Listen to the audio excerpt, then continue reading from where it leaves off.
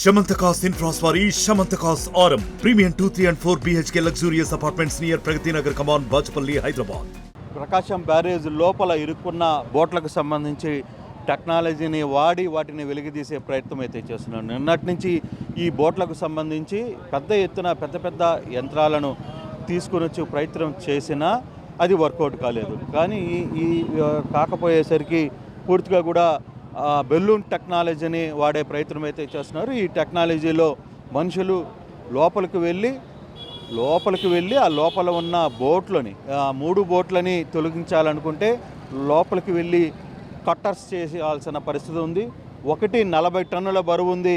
అంటే 3 బోట్లు ఉన్న సమయంలో 3 బోట్లు ఉంటే దాదాపుగా 120 టన్నుల బరువు ఉండే పరిస్థితి అయితే ఉంది. 120 టన్నులకు సంబంధించి వ్యవహారంలో ఎలా పాసిబుల్ అవుతుంది అనేది చూస్తున్న నేపథ్యంలోనే ఇప్పుడు కొత్త టెక్నాలజీని వాడుతున్న పరిస్థితి అయితే ఉంది. కొంతమంది మనుషుల్ని కిందకి పంపించి లోపలికి పంపించి టెక్నాలజీని వాడుతున్నారు. సో ఎలా దీన్ని ఎంతవరకు వర్కౌట్ అవుతారో మాట్లాడే ప్రయత్నం అయితే చేద్దాం.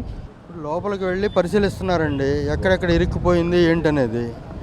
ఆ ఇరుక్కుపోయినవి ఆ ప్లేస్లు చూసి తర్వాత కట్ చేసి తీయాలని ప్లాన్ చేస్తున్నారు. ఆ కట్ చేయడానికి కూడా ఎక్కడ వీలుగా ఉంటుంది. మళ్ళీ కింద వాటర్ ఫ్లో జరుగుతూ ఉంది. ఇంకా 2 lakhs ఫ్లడ్ వెళ్తుంది, ఇంకా పెరుగుతోంది మళ్ళీ ఫ్లడ్.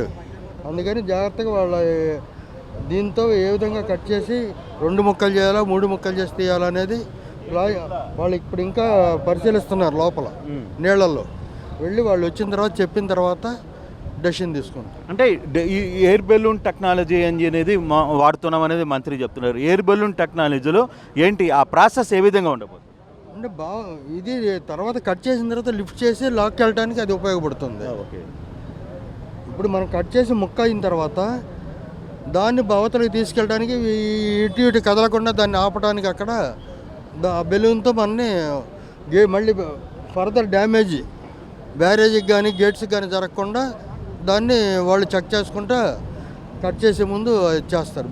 అంటే ఈ టెక్నాలజీ గతంలో ఎక్కడైనా వాడారా సార్? అంటే నేనంటే ఇక డిపార్ట్మెంటు వాళ్ళు ఆల్రెడీ ఇంతకుముందు బలిమెల ప్రాజెక్టులోను పులిచెంతల గేట్ కొట్టుకుపోయినప్పుడు ఇంకా వేరే మధ్యప్రదేశ్లో ఒక చోట ఇప్పుడు వచ్చిన టీం వాళ్ళు చేసి ఉన్నారంట. ఆ ఎక్స్పీరియన్స్తో వాళ్ళు చేస్తున్నారు. చాలా వరకు కూడా గతంలో కూడా పులిచెంతల కావచ్చు ఇతర బల్లమల్లేరు ప్రాజెక్టుకి సంబంధించిన వ్యవహారంలో కూడా ఈ టెక్నాలజీని వాడారు అనేది అధికారులు చెప్తున్న పరిస్థితి అయితే ఉంది. అయితే ఈ బోట్లని తీయడానికి అంత ఈజీ కాదు. ఇప్పటికిప్పుడు వ్యవహారంలో జరిగే పరిస్థితి కూడా లేదు. దాదాపుగా ఒక్కొక్క బోటుని 3 నుంచి 4 భాగాలుగా కట్ చేయాల్సిన పరిస్థితి ఉంది. ఈ 4 కట్ చేసిన తర్వాత వాటిని ఈ ఎయిర్ బెలూన్ విషయంతో టెక్నాలజీని తీసుకుని వచ్చి ఇక్కడ కట్ చేసే పరిస్థితి అయితే ఉంది. ముందుగా కొంతమంది లోపలికి దిగిన తర్వాత అసలు పరిస్థితి ఏంటి, ఆ బోట్లు ఒకదానికి లింక్ ఉందా, ఆ లింకులకి ఎలా ఉంది, ఒక బోటుని లాగితే మరో బోటు కూడా దానికి తగులుకొని వస్తున్న పరిస్థితుల్లో దీన్ని ఏ విధంగా బయటికి తీయాలి, ఏ విధంగా ముందుకు వెళ్తుంది అనేది చూడాలి. అయితే అనుకున్న విధంగా చాలా ప్రయత్నాలు ఈ బోట్లను బయటికి తీయడానికి చేసినప్పటికీ కూడా అది వర్కౌట్ కాలేదు. ఇప్పటికీ 2 lakhs ఇన్ఫ్లో వరద వస్తుంది అనేది అధికారులు చెప్తున్నారు. అందువల్ల దానికి ఒక ప్రాథమిక చర్చ తీసుకోవాలి. దానికి కొంత ప్రాసెస్ కూడా పడుతుంది. ఈ బోట్లని ఇప్పటికిప్పుడు కట్ చేయడానికి కూడా అంత ఈజీగా జరిగే పరిస్థితి అయితే కాదు అనేది మనం చెప్తున్నారు.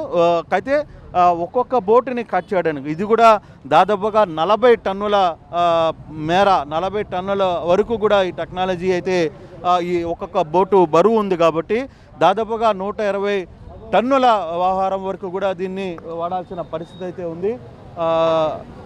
ఈ నేపథ్యంలో సో ఈ టెక్నాలజీని వాడడానికి కూడా ఈ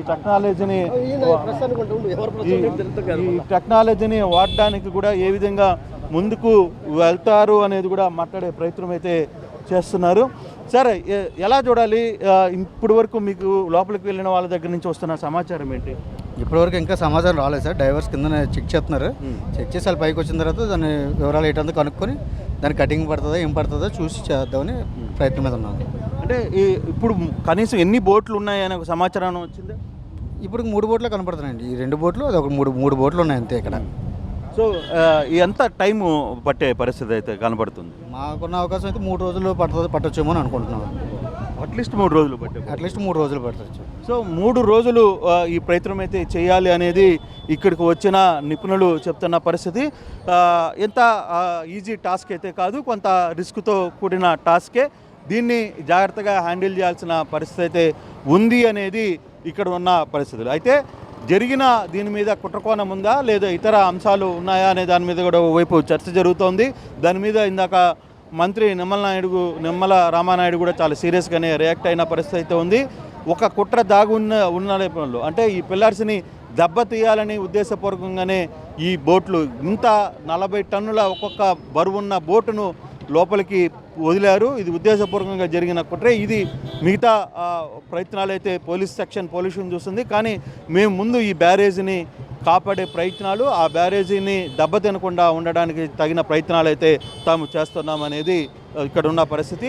అయితే ఇది ఎన్ని రోజుల్లో పూర్తవుతుంది అనేది చూడాల్సిన నేపథ్యం. ఇంకా డైవర్స్ లోపలికి దిగారు, ఈ వ్యవహారాన్ని అంతా పరిశీలిస్తున్నారు. ఇది అయిన తర్వాత కానీ ఒక కొలిక్కి వచ్చే పరిస్థితి కనపడడం లేదు. మరిన్ని వీడియోస్ కోసం ఛానల్ ని సబ్స్క్రైబ్ చేయండి. లేటెస్ట్ అప్డేట్స్ కోసం వాట్సాప్ ఛానల్ ని ఫాలో చేయండి. అండ్ లింక్ డిస్క్రిప్షన్ లో ఉంది.